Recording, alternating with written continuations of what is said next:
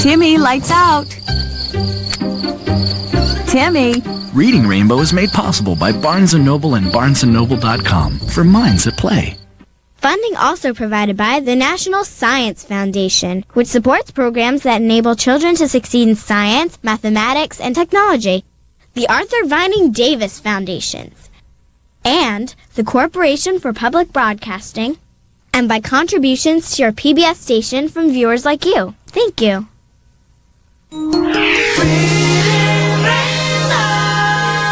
Butterfly in the sky, I can go twice as high.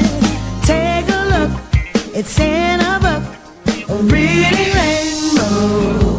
I can go anywhere. Friends to know and ways to grow. A reading rainbow. I can be anything. Take a look, it's in a book, a reading rainbow. Reading rainbow.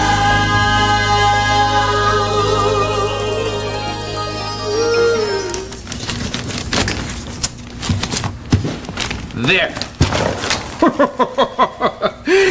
That does it. I'm at the end of my rope here. I'm trying to help out my friend Paul in his warehouse, but this place is so disorganized, I can't get anything done. You know, if these parts were numbered, it'd be a whole lot easier.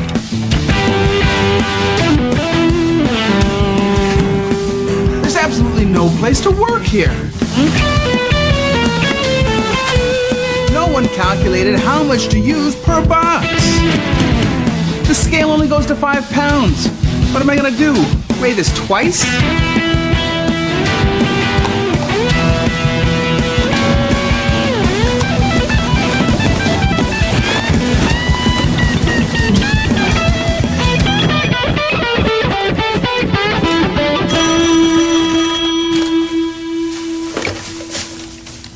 Hello? LeVar! Oh, Paul. Let's go. How's it going? What do you mean, how's it going? I gotta tell you, not so good. This place is a disaster. It needs organization. It needs, you know what this place needs? It needs math. I mean, everyone else is using it all the time. Using math, I determine the length of the foot, the width of the foot, and the arch length of the foot. Counting the number of garments they bring in is math, adding up the invoice, the prices. 1, 2, 3, shoot. I'm trying to match up numbers. That's what math got to do. Got to do it. 11 by 14. 14 and a half by 15. That's what math got to do. Got to do it. I'm gonna use 20 pieces. 80 degrees. Innovation, syncopation, using all the information. It's kinetic, energetic, if you've got the right relation. The whole idea is to match up the patterns perfect. Put them all together, add them up, and when you're through with it, that's what math got to do. Got to do it. 8 slices. I like the math color. Calculation, exploration, using your imagination. Geometric, it's electric, if you've got the right equation. Now put them all together, add them up, and when you're through with it, that's what math's got to do. Got to do it. This recipe calls for a cup of flour and a half cup of sugar. Put them all together, add them up, and when you're through with it, that's what math's got to do. Got to do it. You see what I mean? Yeah. You do? Great. Then I'll put math to work here right away.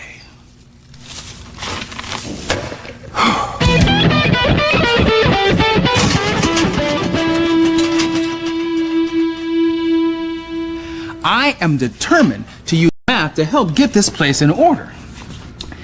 So the first thing I'll do is I'll take all of these gifts and I'll rearrange them into groups based on size. Then I'll measure some paper, wrap the gifts, pack them up, and have them ready by, 5 o'clock. just in time for the overnight delivery pickup.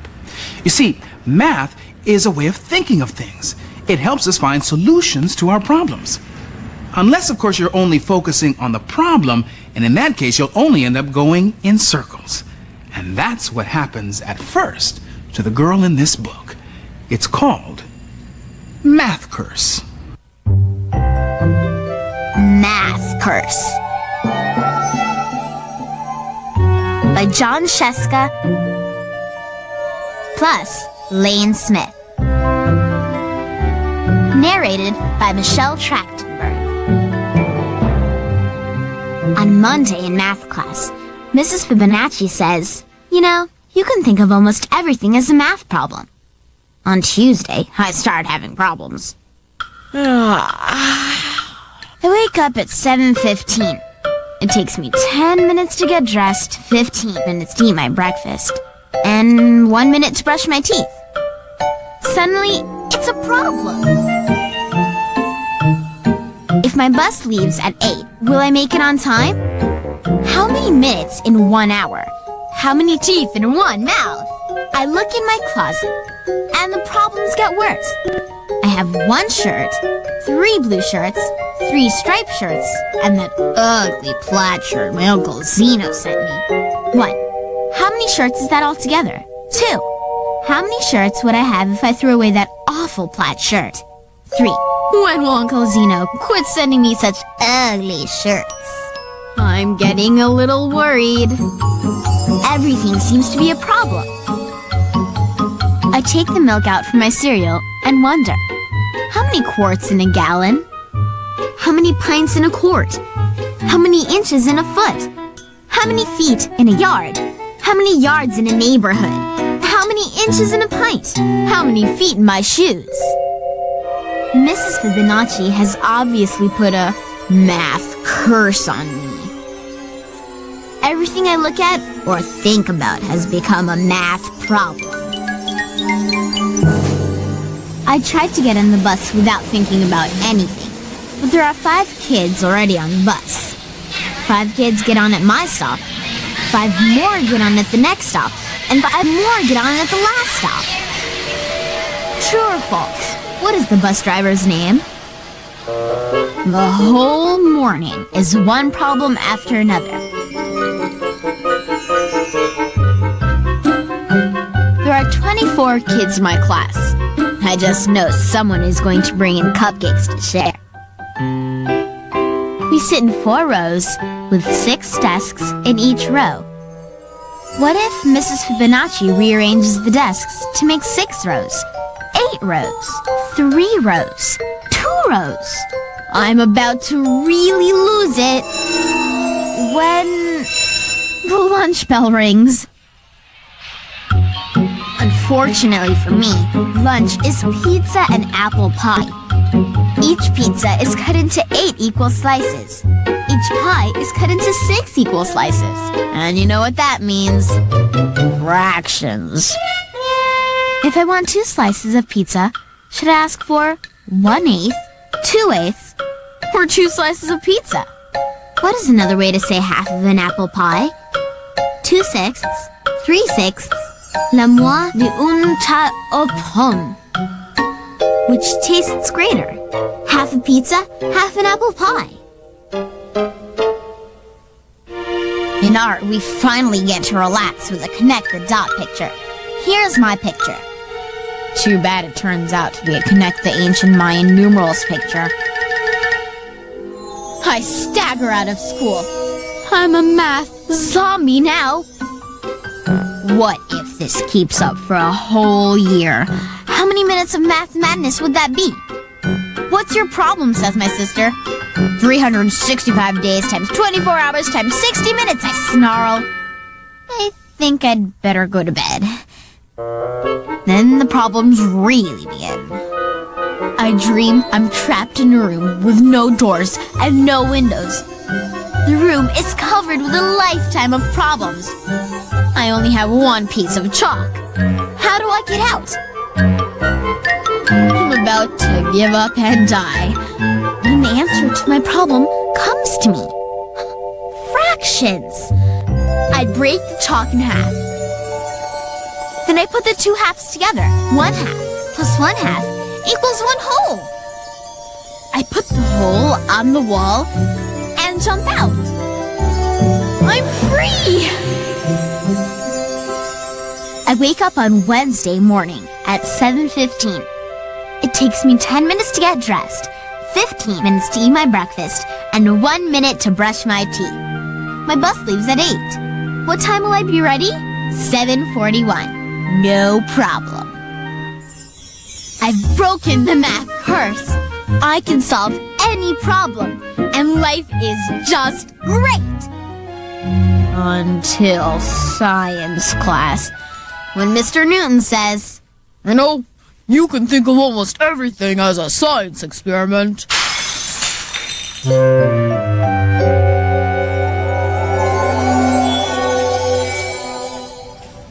Take a look at this. I think I've got the situation worked out.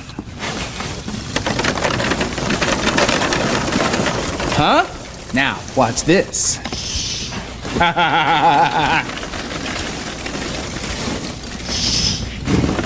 Perfect. When you realize that math is a way to solve problems, you begin to see it as a cure, not a curse. Math guides you through countless situations every day, whether you're aware of it or not. Well, think about it. How have you used math today?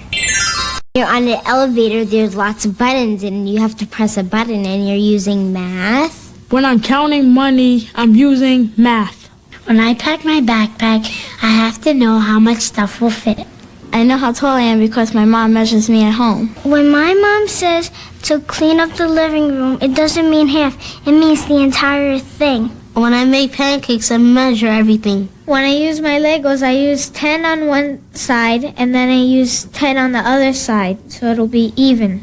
When I go buy a carpet, before I do, I measure the floor so that when I get the carpet fits perfect. People use math in amazingly different ways. Math is so much more than just 1 + 1 = 2. For example, do you think the artist who made this or this used mathematical thinking to create it? Well, a calculated guess would be yes. Most artists find that math figures into everything they make, and Deborah Golitz is no exception. She's currently working on several murals for the New York subway system at Sheepshead Bay.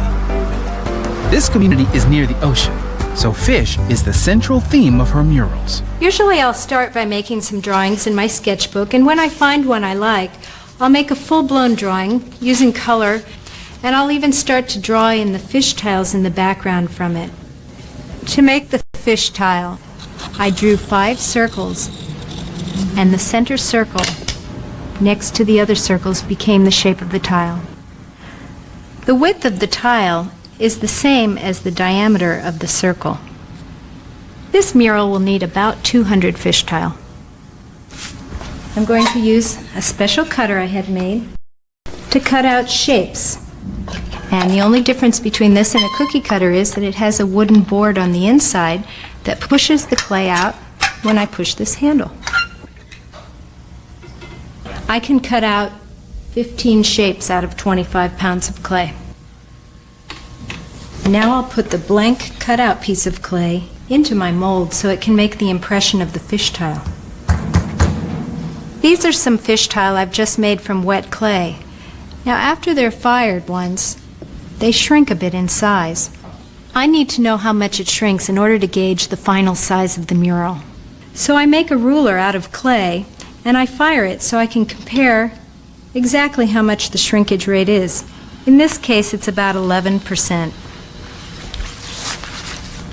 Then I draw my picture, very large, onto a plastic piece of paper, and I trace the images from the sheet onto the clay. When I trace the image of the fisherman onto it, I cut out the pieces where the fisherman is going to go. I remove those fish tile pieces, creating this blank space. And then I fill that blank space in with tiles that I cut out in the shape of the fisherman. I have numbers on the back of every tile, and I have a chart that lets me keep track of the numbers so I can put them back in their same spots. This mural has been fired once already, but not glazed yet. When it's glazed, it'll look like this one, colorful and ready to install.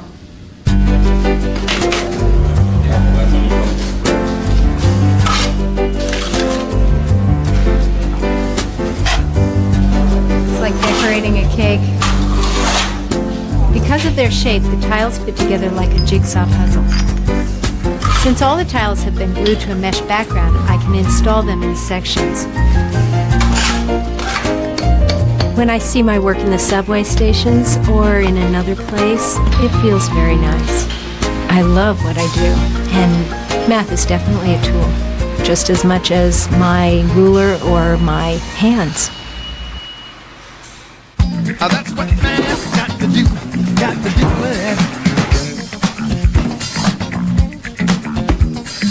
Put them all together, add them up, and when you're through with it, that's what man's got to do it. Whew! It is amazing how difficult it is to sort things. I've got big packages and little packages, some going on the ground, some traveling by air. Whew! Well, if you think this is a mathematical achievement, imagine trying to ship millions of packages to hundreds of countries every single day. Behind the scenes at a Federal Express sorting center, you'll find tens of thousands of packages going this way or that, and each is heading to a different destination. Patrick Coleman is a ramp agent at FedEx. After 8 years on the job, he knows the system inside and out. What's happening here now is we're sorting packages. FedEx has got the largest and biggest sort facility that I know of. It's just like a gigantic video game. A lot of companies like to say that they can do the job that we can, but no one sorts packages like FedEx. The process begins when a Federal Express courier picks up a package. She immediately scans the box, which electronically tells FedEx the package is in their hands. Thank you. Have a good day.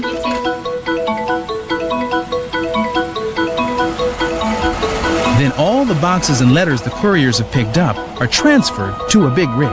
The truck drives to a huge building called a hub or sorting center and backs right in.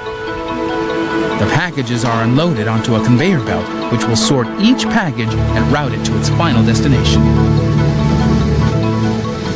The building is approximately over 2 football fields long and houses at any given time anywhere from 500 to 1,000 employees.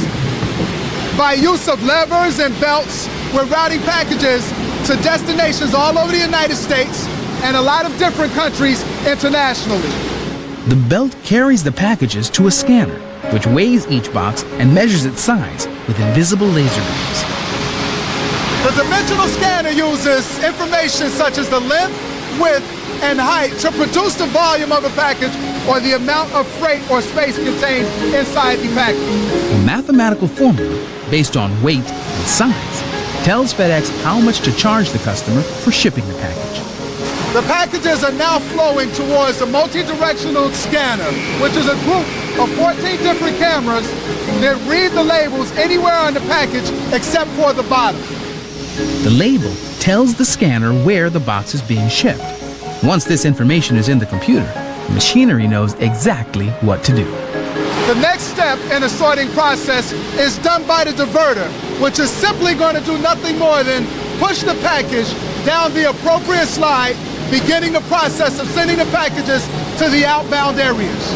Leading off of the beltway, there are 9 slides or chutes, which represent different parts of the United States. This box is headed to the Southwest, and that one is heading for New England. Odd-sized boxes and packages with labels that can't be read are sorted manually or by hand. Any light other than a green scan means that the packages are going to have to go to the manual sorting area, which is where employees will have to sort the packages by hand. All the packages that are coming down that the scanner misses, what I do is push it down to the proper destination. Every station has a designated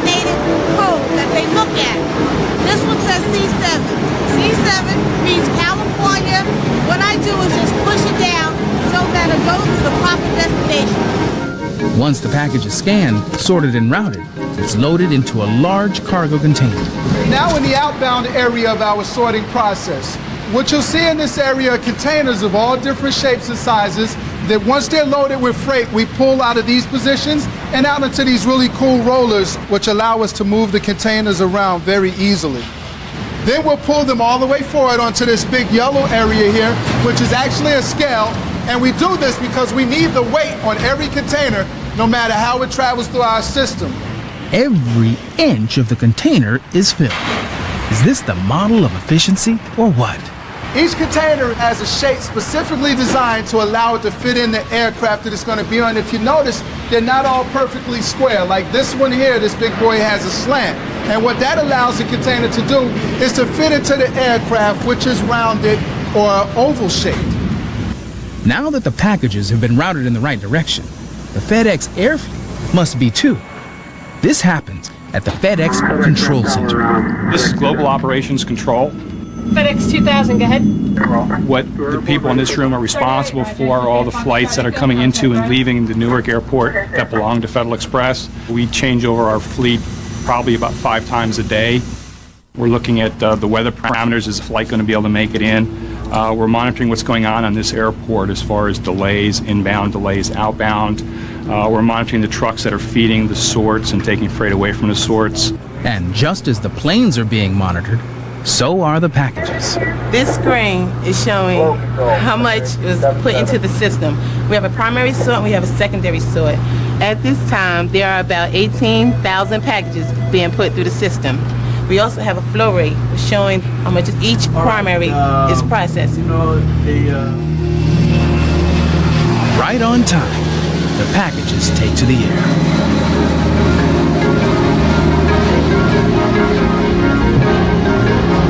When the FedEx jet lands at its destination, the packages go to a sorting center just like before, except now they're in a different city.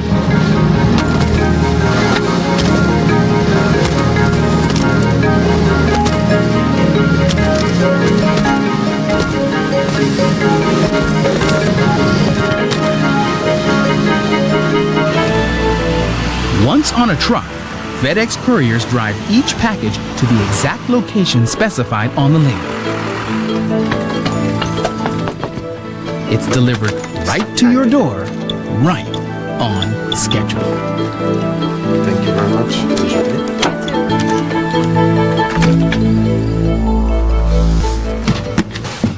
Wow. Now that's what I call mathematizing to the max. So, if you would like to multiply your pleasure, here are 3 additions to your reading list that are greater than the sum of their parts. But you don't have to take my word for it. Did you ever have the kind of day where you wanted to go someplace but you ran out of time? Did you ever have the kind of day where you wanted to go someplace but you ran out of time? Well, I have, and so did a family of pigs in this book called Pigs on a Blanket. One hot day, the pigs decided to drive to the beach for a swim. Ready, set, go, said Mrs. Pig. At 1:45, the pigs hit the road. Boy, were they late. Uh-oh, Mr. Pig is getting a speeding ticket. Finally, they made it to the beach. But wouldn't you know it, beach closed 5:30. Even though everybody in the book was wearing a watch, no one kept track of the time.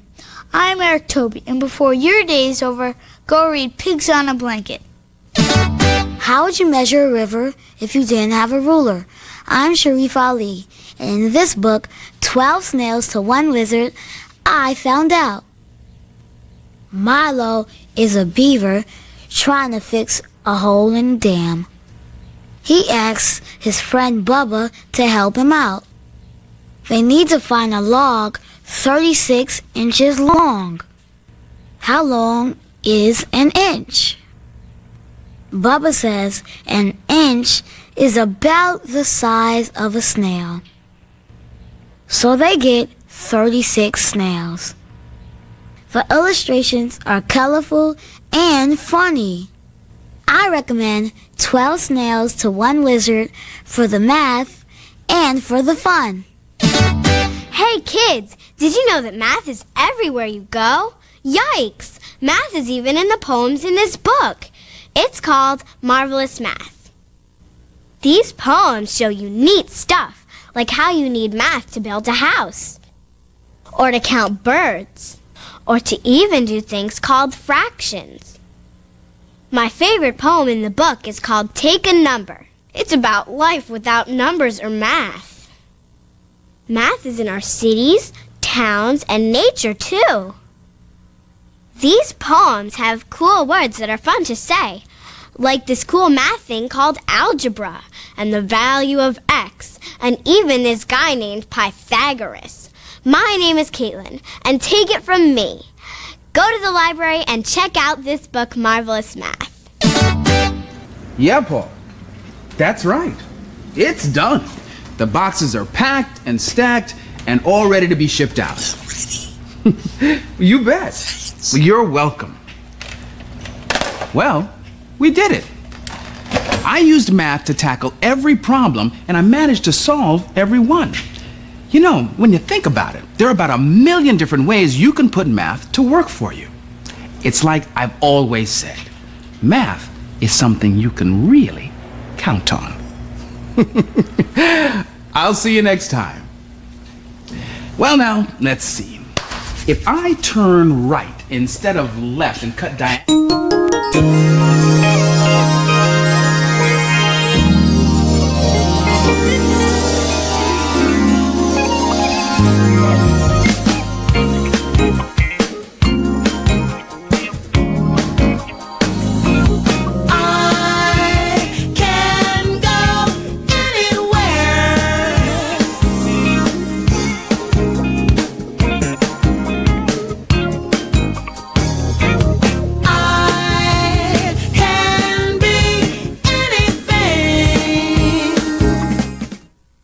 Today's Reading Rainbow books are Math Curse by John Sheska, illustrated by Lane Smith, published by Viking, a division of Penguin Books USA Incorporated. Marvelous Math by Lee Bennett Hopkins, illustrated by Karen Barber, published by Simon & Schuster Incorporated. 12 Snails to 1 Lizard by Susan Hightower, illustrated by Matt Novak, published by Simon & Schuster Incorporated. Pigs on a Blanket by Amy Axelrod, illustrated by Sharon McGinley Nally, published by Simon & Schuster Incorporated.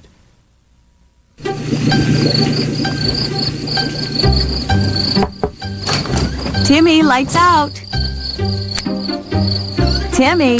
Reading Rainbow is made possible by Barnes & Noble and BarnesandNoble.com for minds at play. Funding also provided by the National Science Foundation, which supports programs that enable children to succeed in science, mathematics, and technology. The Arthur Vining Davis Foundations, and the Corporation for Public Broadcasting, and by contributions to your PBS station from viewers like you. Thank you.